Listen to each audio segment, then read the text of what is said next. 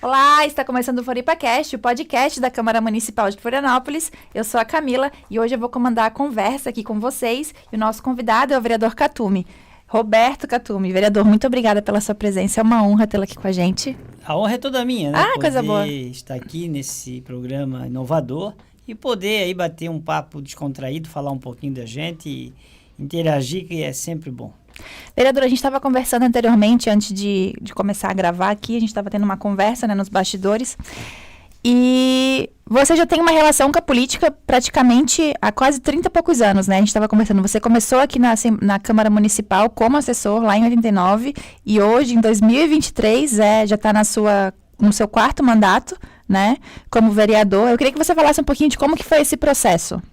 Bom, eu acho que olhando para trás, e sempre devemos olhar para trás para nunca perdermos a origem, é uma coisa muito gratificante. Algo que começou a germinar, a crescer, e lá em 89, quando eu vim aqui, ainda não vim trabalhar com o vereador Michel Cury, que muito me ensinou, depois eu ocupei vários cargos no Estado, a nível estadual, federal, municipal, e até em 2004 que eu resolvi ser candidato a vereador. Lá em 2004 eu fiz 1.633 votos. Uma boa eleição. Já fui suplente, mas não alcancei a vaga na Câmara. Em 2008 eu fiz 2.060 votos. Fiquei na terceira suplência e aí vim assumir a vereança no lugar do vereador César Farias. Em 2012 eu me elegi pela primeira vez com 2.321 votos. Depois, em 2016... E tá certinho, porque aqui com a tua biografia fala 2.321 votos, não esquece o número. Em 2016 eu fui 2.988, 88? 88. E agora, na última, 3.038 votos. Então, uma história, eu me enquadro numa história que eu acho de vencedor, de líder, e um crescimento eleitoral, graças a Deus, é que me conforta, porque com todas as dificuldades de pandemia, todas as dificuldades que a gente passou, a gente vem mantendo um crescimento político. O crescimento político, para mim, é a avaliação positiva do meu mandato. Exato. No meu entendimento, não é? Quando você cresce na votação, é porque você teve a capacidade de agregar pessoas e aqueles que votam em você estão contentes com o teu mandato. Isso é a avaliação mais verdadeira de nós políticos. Eu acho que não tem como não fugir disso, assim, dessa avaliação, né? E olhando aqui toda a tua trajetória em números, né? Foi realmente isso que aconteceu. Lá em 2012, tu teve um valor X, 2.321, né? 2.321 votos. Aí já aumentou na última, que foi em 2016. E essa depois, 2020 também, quase dobrou. Então, é realmente, assim, em números ficou registrado esse trabalho, né? Perfeito, eu acho que é isso. Nós políticos temos que avaliar o que o povo pensa. Né? Eu consegui uma marca muito grande na Câmara e agradeço a Deus por ter cumprido. Eu sou visto na Câmara aqui como um vereador de palavra, tanto na Câmara como na sociedade. Eu só afirmo aquilo que eu posso fazer e aquilo que eu acredito que possa ser feito. Então eu acho que um político, com todas as dificuldades que tem, mediante a posição que a gente usa hoje, a sociedade nos discrimina muito. Então, o que depende de você, você tem que manter. E o que depende de mim é a minha palavra. Nela eu mando e nela eu faço cumprir. Então, não dependo de ninguém para cumprir a minha palavra. Depende somente de mim, porque eu só confirmo aquilo que depende de mim. Quando existem situações de segunda instância, que eu preciso de um apoio, que eu preciso de uma resposta, aí a gente primeiro consolida para depois confirmar. Esse é um conselho que eu dou no meio político. Político tem que ter palavra, político tem que cumprir os acordos. Vereador, uma curiosidade que eu tenho, que eu queria te perguntar, é difícil ser político?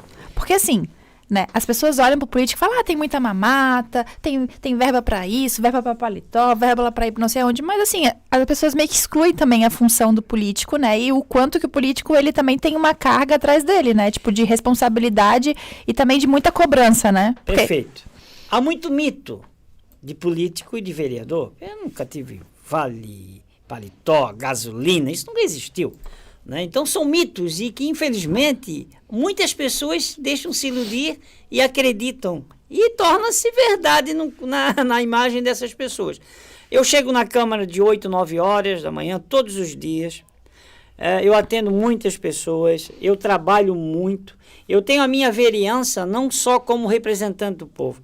Eu tenho ela como um emprego do dia a dia. Dela eu faço isso. Eu visito bairros, eu estou lá com os pescadores, que é a minha origem. A gente trabalha muito. Né? Não estou dizendo, quem não trabalha não volta para essa casa. Das prerrogativas para você ser novamente reeleito é o trabalho. Vereador que trabalha e que dá explicações para o seu eleitor, para o seu munícipe, isso realmente consolida a sua eleição. Então, eu acredito que seja coisas da lenda mesmo. O vereador trabalha e trabalha muito.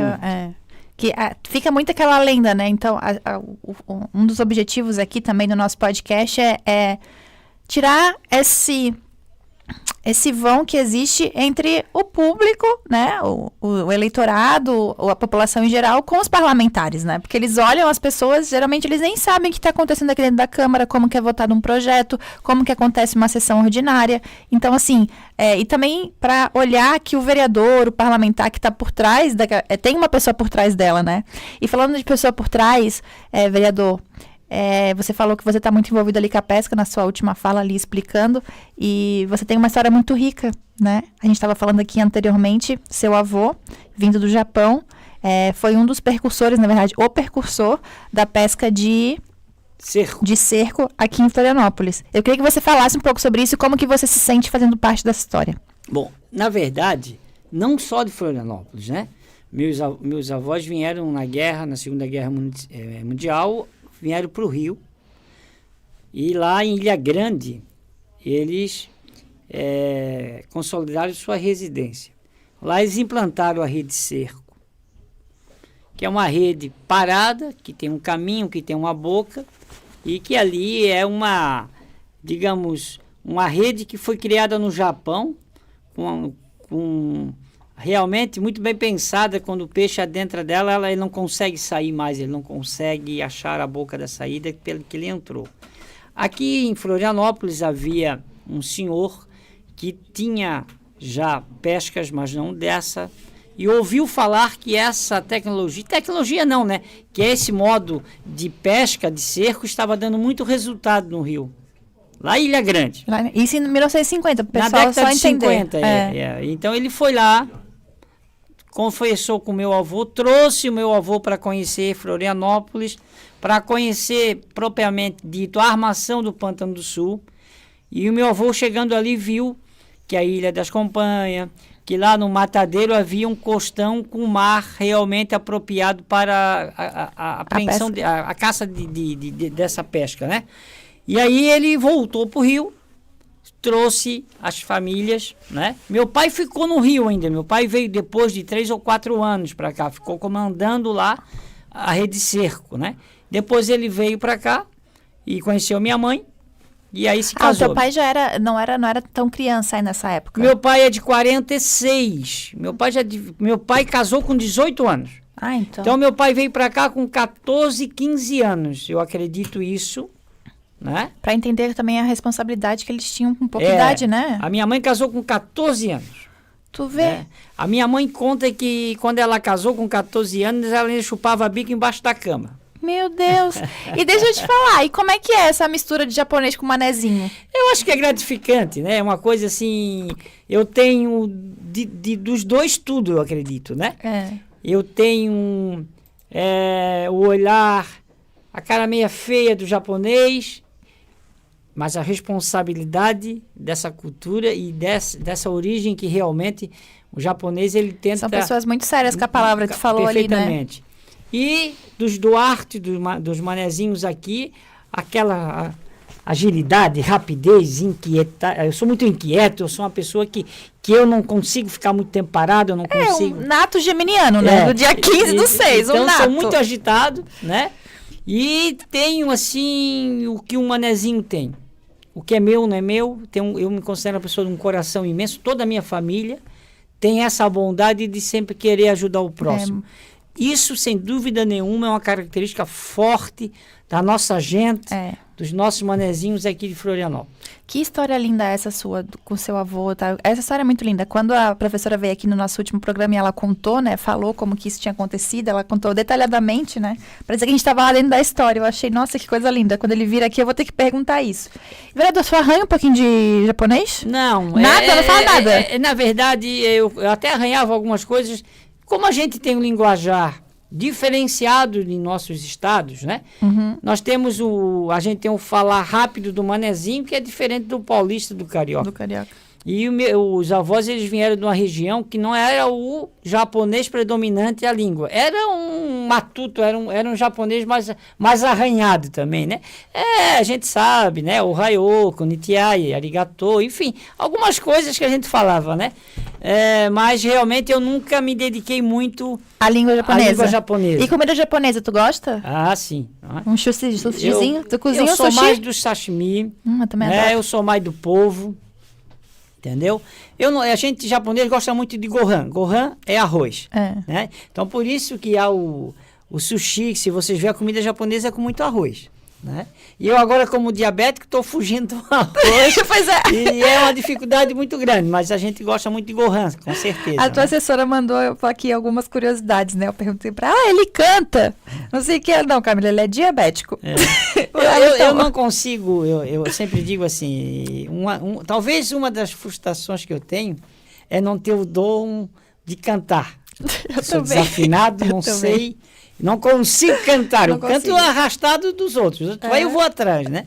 É uma coisa que eu sempre achei que eu poderia, porque eu sou uma pessoa que sou temente a Deus, sou muito religioso e adoro ouvir louvor e adoro cantar louvor. E isso realmente é uma coisa que eu nunca consegui colocar em prática. Que legal isso aí. Ela não tinha me falado que você adora cantar louvor. Eu sou uma pessoa que aonde eu estou ouvindo hinos, louvores.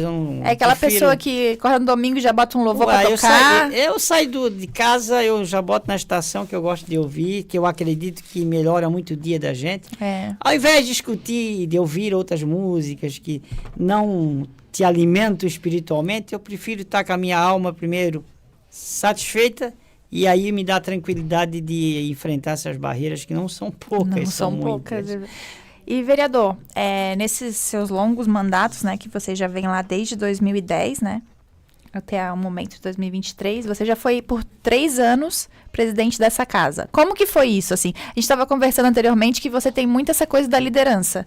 E, geralmente, pessoas os parlamentares, geralmente, quando eu pergunto, a maioria fala, eu já tinha isso na minha personalidade, eu sempre fui líder. Você falou que foi líder estudantil, participou de grêmio, líder comunitário.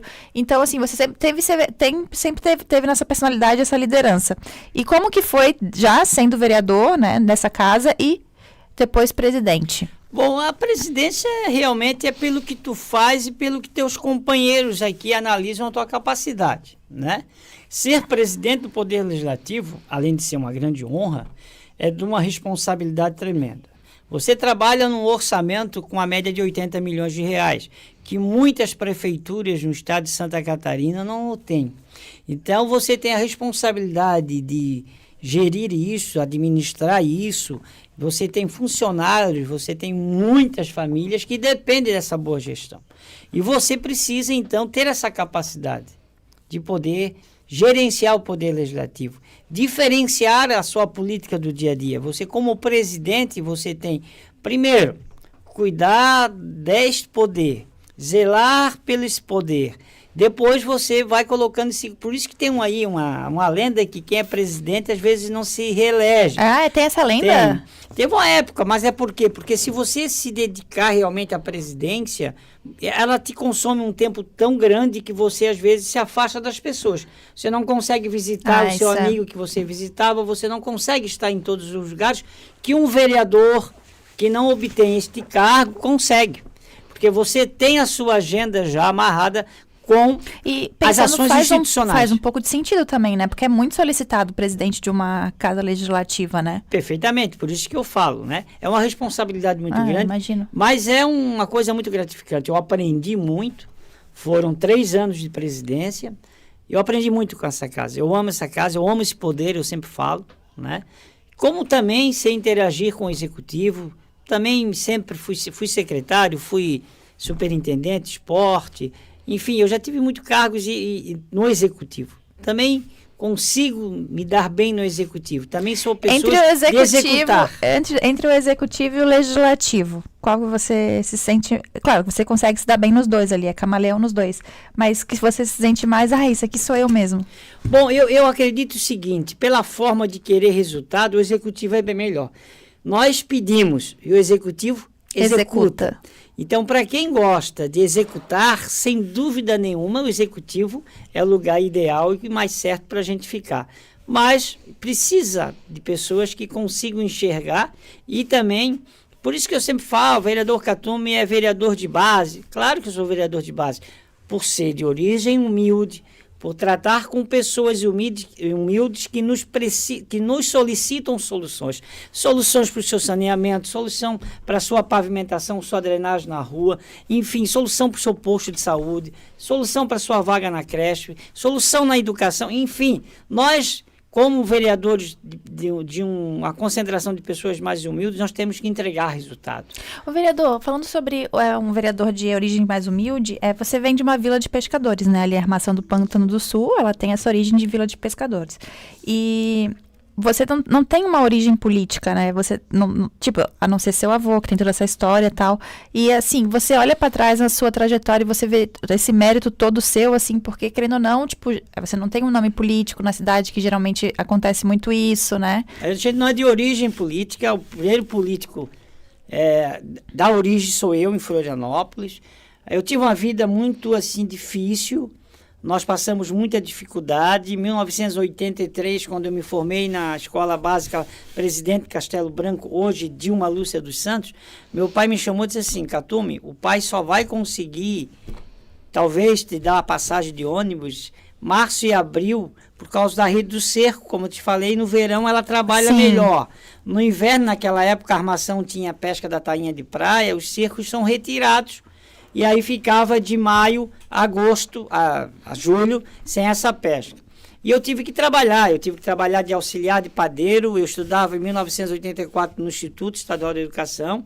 Entrava às 18 horas, saía às 22, pegava o ônibus de 22h30, sentido Costa de Dentro, saltava direto na padaria 11h15, 11h30, sempre a minha mãe, e acho engraçado, eu gosto de chuchu e de ovo, a minha mãe deixava uma marmitinha com arroz, querida, chuchu, a milanesa e um ovo frito.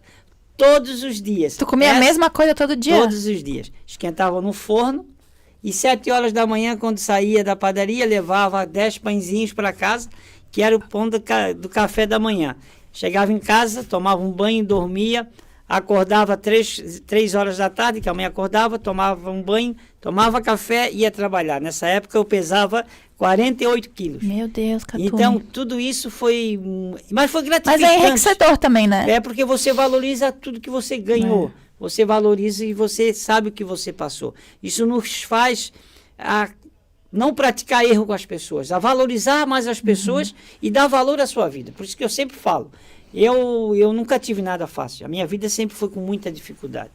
Depois, só para ter uma ideia, em 2016, uma das fases mais difíceis da minha vida, eu aumentei a minha votação de uma forma espetacular, com mais de 600 eleitores a mais. Mas no dia 14 de outubro de 2016, eu vim ter um infarto. A gente conversou anteriormente. Se você quiser falar um pouquinho como é que foi essa experiência. Eu infartei e eleito. E fiquei com medo, talvez, de repetir a história de um grande líder político, deputado Lício Mauro da Silveira, que ganhou as eleições e, sem assumir, veio infartar e veio falecer. E depois dessa eu infartei mais uma vez, eu tenho 10 stents. Para muitos curiosos, semana agora eu tive novamente fazendo exame, acho que vou chegar no time de futebol, vou ter que botar outro, mas tudo bem, tranquilo. E como é que funciona esse stand? Ele é um anel que você coloca, lógico, minúsculo na veia para poder desobstruí-las e o sangue continuar. Mas a tua família tem casos? Bom, eu não de stand não, mas meu pai com 64 anos veio a falecer com um infarto fulminante. Pesando 50 quilos, bem magrinho. Pois é. Meu avô com 64 também, caminhando no lado de casa com o cachorro, veio dar um infarto fulminante, magrinho. Então você tem que cuidar disso, né? Eu acredito que do coração eu não morra, porque já passou, né? Mas a gente tem outros problemas. Mas a nossa vida é uma vida muito desgastante. É uma vida que requer da gente um esforço muito grande. Você tem que ouvir as pessoas e tentar não se contaminar com o problema das pessoas. Exato. E muitas vezes é muito difícil. É muito difícil, até porque, querendo ou não, é muito difícil tu não ter essa empatia, né? Perfeitamente. A gente já tem como modo de vida já, esse amor pelas pessoas, né? Então, foi uma fase difícil. Eu ainda continuo, às vezes, meio doente, eu vou lá, volto para cá. Mas a vida é assim. Eu sempre digo que eu quero sair desta casa como entrei. Como um vereador, lutador de palavra que cumpre a sua palavra. E isso ninguém vai me tirar, né? Cada dia que passa é muito difícil. A internet, as redes sociais, elas são muito boas, elas são necessárias. Ótimas, mas elas fazem um estrago também, né, vereador? Elas fazem, hoje eu estava conversando com meu médico, eu fui fazer um exame lá, do que é a rede social. Do que isso contribui para o desenvolvimento de uma cidade e, ao mesmo tempo, o que ela também retarda de desenvolvimento. Hoje, você cria um mito através da rede social. Sim. Um mito que não existe, mas que as pessoas acreditam naquele mito. Não estou falando de Bolsonaro nem de Lula, estou falando... vamos trazer para Florianópolis. Tem muitas pessoas que falam, mas não é verdade o que vivem. Está lá na internet. Então, eu sugiro às pessoas... E muitas vezes as pessoas elas acabam olhando aquilo ali, julgando, fechando, mas nem indo atrás para saber se aquilo realmente é verdade, né? Perfeito. É no automático. É que eu digo assim, ó, as pessoas... Eu nunca... E quero trazer isso para vocês. Eu nunca avaliei as pessoas pelo que os outros me dizem. Nesses cargos do executivo, eu sempre, quando assumia, tinha sempre aqueles puxa-saco, traziam uma listinha, fulano de tal, fofoqueira, fulano de tal, não trabalha. Tem isso? Sempre teve isso, Olha. né? Sempre tem. Serviço público é isso, né? Porque quando você é chefe, aí você tem uma chefia, tem alguma coisa, a pessoa já chega para tentar levar essa gratificação. Eu chamava a pessoa e dizia, olha, tá aqui, dizem que você é fofoqueira, mas eu rasgava o papel e dizia, para mim... E você vai ser o que você vai demonstrar daqui para frente. Daqui para frente. Então, eu nunca avalio, eu nunca tomo decisão nenhuma na minha vida pelo que as pessoas me falam. Se eu fizer é porque eu conheci, eu fui atrás e eu mesmo avaliei. Se certificou daquilo. Por minha pessoa. Então, eu sempre digo isso, gente. Rede social é muito bom, a gente usa bastante também, mas tenham cuidado, vê se realmente não é o conto da coruja. Ver se realmente é realidade. Nesses tempos de fake news, né? Assim, eu acho que o político, no caso que ele sofre porque realmente ele é o foco, geralmente, de muitas fake news, né? A pessoa pública, né? E como é que tu se sente com julgamentos? Tu lida bem depois de quase... De muito tempo, assim, depois de quase 15, 16, quase 20 anos, né, no caso, foi a primeira vez que você se tentou. Eu não lido muito bem com isso, porque pro gênero, se eu puder, eu corro atrás. Eu ligo. Tu não abstrai, assim? Não, eu ligo. Ah, tu liga? Eu ligo, eu corro atrás. Você cuidado com isso aí, hein? Não, eu corro atrás e vou perguntar quem é que falou, se sabe, se me conhece. E eu reverto grande parte. Porque se você tratar de um tema comigo que eu tenho conhecimento, eu vou conversar contigo 24, 36, 48 horas, com toda a convicção. E se você fizer uma pergunta para mim, que você fez há 48 horas atrás, eu vou responder igual com as mesmas palavras, porque quando eu falo, eu não minto. Então, quem não mente, ele tem uma segurança muito grande. Ele vai se lembrar e vai falar a mesma coisa. E tem algumas pessoas que, foi fulano, vereador, que falou. Eu vou dar um exemplo que aconteceu faz uns 15 dias. Teve um caminhão do peixe aí da prefeitura lá na Ponta das Canas, que é um bairro que me adotou e eu sou muito bem votado. Botaram lá na frente de um hotel lá. O cara do hotel achou ruim, não sei o que. Lá foi o vereador Catume que mandou botar aqui. Eu não sabia que caminhão de peixe estava trabalhando, que estava lá. Nem que aquilo lá existia. E eu corri atrás para saber quem é esse motorista, quem é que mandou ele falar do meu nome. Que eu nem... foi o motorista que falou. Então assim, quando chega em mim, eu vou atrás. Né? E eu sou assim, não falam de mim. Se for verdade, e a pessoa fala, tá certo, eu errei, com certeza. Agora, se for fake news, injustiça. Isso acontece muito, né, vereador? Então, agora tem algumas coisas que, tipo assim, eu já sei que o cara lá não tem credibilidade. Sim. Então eu não dou bola. Porque eu não seria eu que iria dar credibilidade para ele. Exatamente. Então agora, como são pessoas decentes, pessoas que eu conheço, pessoas que realmente falam a verdade, senhores, o meu eleitor é mais velho. São pessoas da idade que a gente desfruta lá no Bandeirante. Para ter uma ideia, eu sou presidente do Bandeirante há 18 anos. É bastante coisa.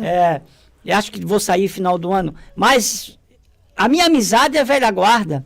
70, 80, 75, um Bandeirante, 60 e pouco, acima de 50 anos. Fala pro pessoal de casa quem que é Bandeirantes que está falando. Bandeirante é o clube amador mais antigo do estado de Santa Catarina, dia 20 de junho. Agora ele completou 93 anos. Foi fundado em 1930. Daqui a 7 anos, o Ribeirão da Ilha vai ter um clube centenário. Santa Catarina vai ter um clube centenário, clube amador, sem nunca ter fechado as portas. Clube que faz escolinha, um clube que cede a sua sede para fazer as reuniões dos idosos, né? A academia num sistema comunitário, em que você vai lá e faz academia, 2 pessoas por R$120, cada pessoa paga R$60. Não existe isso em nenhum lugar aqui de Florianópolis. Que coisa rica. Sempre olhando para as pessoas mais humildes, sempre olhando para as pessoas que precisam fazer até isso, e muitas pessoas até por ordem médica. E às vezes não tem condições, né? De pagar 120, 150, 200, 300 aí que estão na academia. Exato. Não é uma academia de rico, mas eu te garanto que é uma academia com muito amor. E a tradição também, né? Tu falou 93 anos, não é para qualquer um. Não é para qualquer um. E há 18 anos, então é praticamente 2006. Desde 2006 à frente desse... E como é que foi isso? A gente tinha um time na armação de família e de amigos chamado Pingueletes. Que era um bloquinho de carnaval nosso. E a gente começou a jogar lá no Ribeirão da Ilha, no Bandeirante, a sexta-feira à noite. Toda sexta-feira à noite. Antes de nós jogava o veterano C, que é essa velha guarda, tudo gente de 50, 60. E depois do jogo fazia a carninha, tomava, nós ficávamos lá até meia-noite, 1h. E nisso a gente criou um relacionamento com esse grupo de sócios. E nesta época o Clube Bandeirante estava passando por uma dificuldade financeira muito grande, quase fechando as portas. 2006. 2005. 2005. Quase fechando as portas. E nós já éramos da política. E a gente começou a ajudar. Nisso, um fiscal já falecido da prefeitura, Julíbio Soares, foi candidato a presidente e me convidou para ser vice.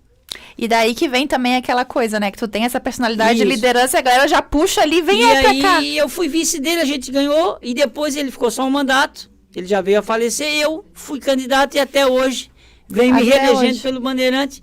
E eu sou uma pessoa que não sou do Ribeirão da Ilha. Bandeirante era um clube de muita família, disputado entre famílias, aquelas coisas bem de açoriano mesmo. E eu consegui unificar as famílias e trazer o Bandeirante para hoje, como está, altamente sustentável, um clube amador respeitado e, graças a Deus, prosperando a cada ano que passa. Então, por isso que eu digo para ti, quando a liderança vem, não adianta fugir. Ela vem nato, ela vem realmente automática. Acho que tem pessoas que é nato, como tu falou, né? Intrínseco.